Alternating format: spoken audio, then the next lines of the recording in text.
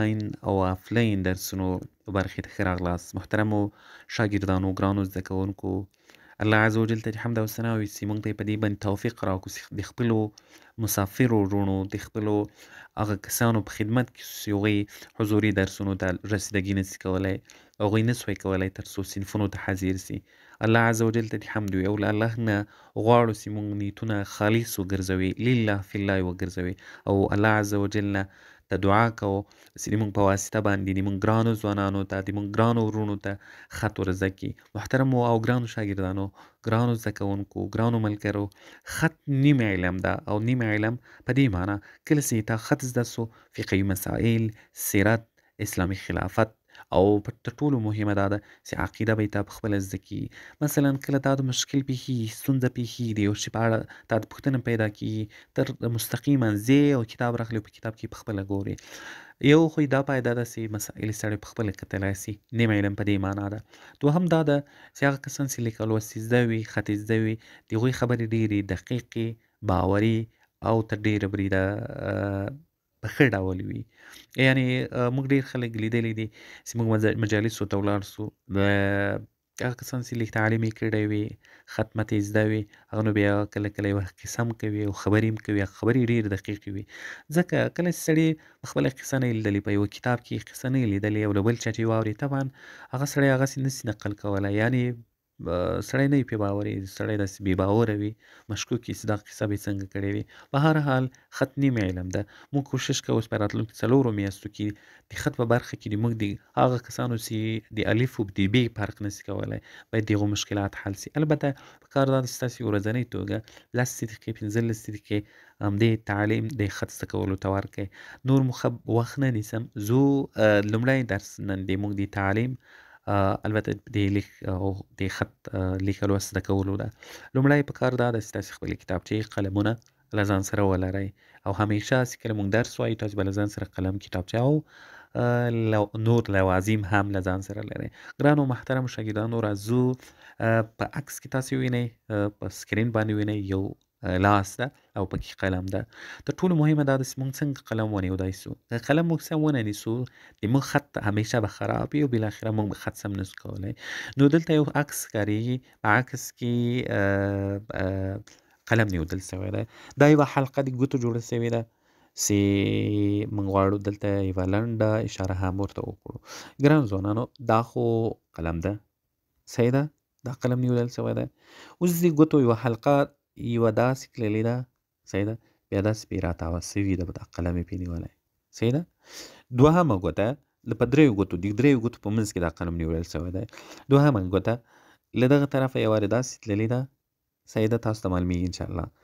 بیا پیور حلقې سوې ده او دا قلم یې پرې نیولی ده، صحیح ده.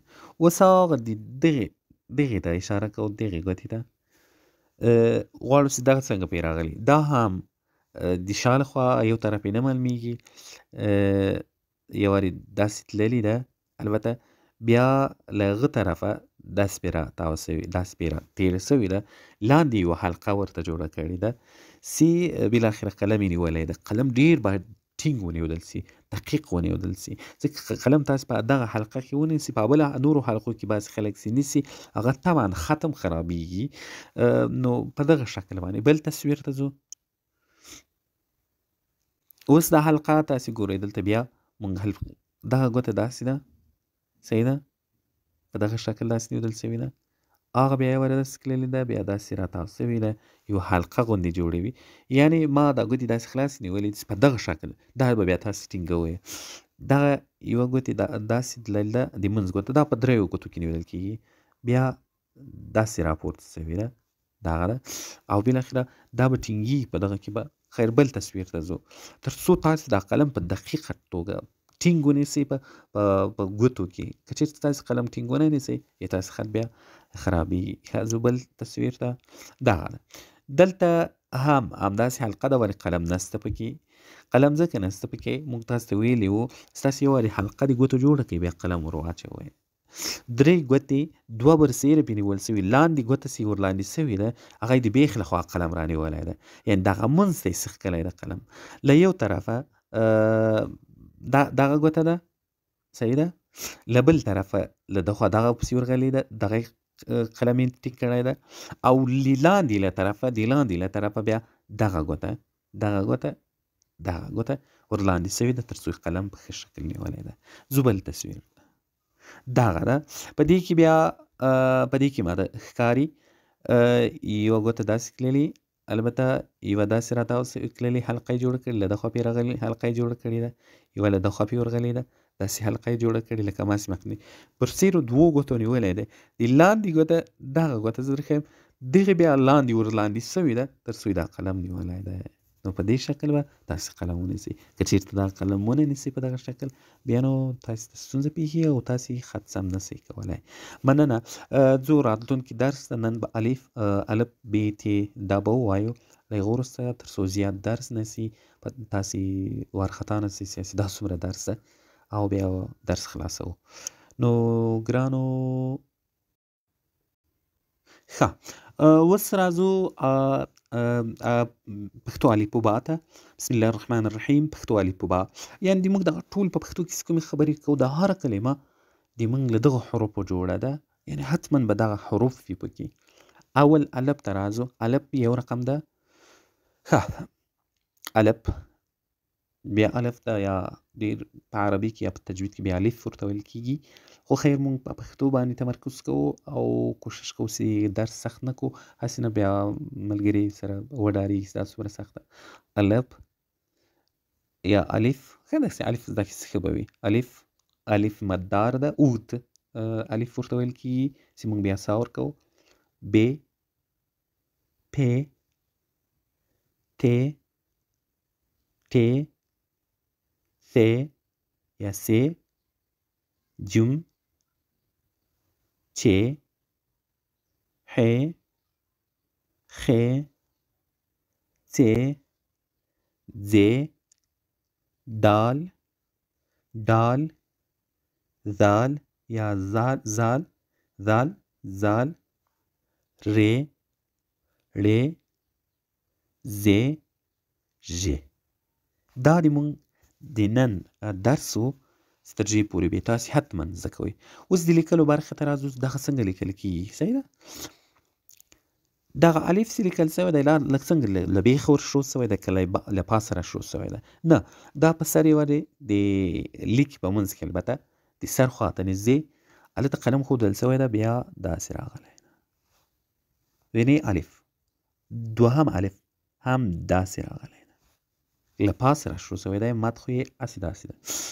ب څنګه راغل؟ له ب له دغه له ښي طرف نه اول لاندې راغلی، بیا چپه طرف ته داسې تللی، قلم به ونیسئ، بیا لیک پورته لاړ سئ او دلته به یو صفر ورکړئ. پې ته راځو. پې هم همداسې له قلم چې کله ښودل سوی دی ښي طرف کې، بیا لاندې راغلی، بیا چپه طرف ته تللی د قلم، بیا پورته تللی ده.